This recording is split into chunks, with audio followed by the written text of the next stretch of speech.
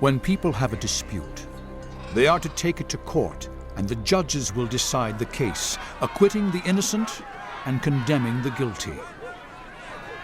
If the guilty person deserves to be beaten, the judge shall make them lie down and have them flogged in his presence with the number of lashes the crime deserves. But the judge must not impose more than 40 lashes. If the guilty party is flogged more than that, your fellow Israelite will be degraded in your eyes. Do not muzzle an ox while it is treading out the grain. If brothers are living together, and one of them dies without a son, his widow must not marry outside the family.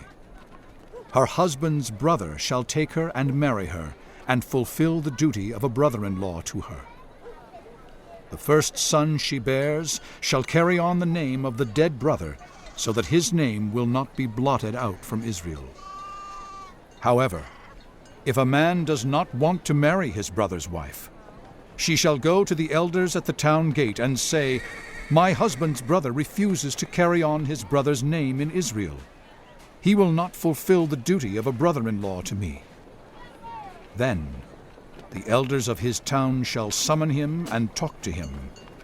If he persists in saying, "I do not want to marry her," his brother's widow shall go up to him in the presence of the elders, take off one of his sandals, spit in his face, and say, "This is what is done to the man who will not build up his brother's family line." That man's line shall be known in Israel as the family of the unsandaled.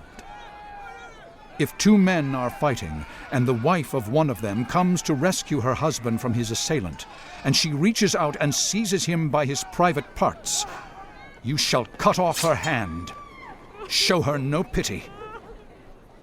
Do not have two differing weights in your bag, one heavy, one light.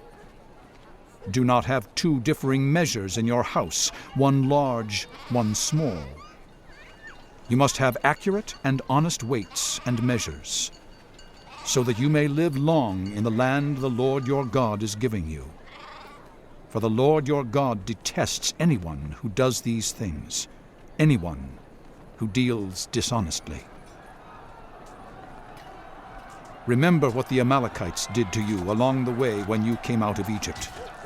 When you were weary and worn out, they met you on your journey and attacked all who were lagging behind. They had no fear of God. When the Lord your God gives you rest from all the enemies around you in the land he is giving you to possess as an inheritance, you shall blot out the name of Amalek from under heaven. Do not forget.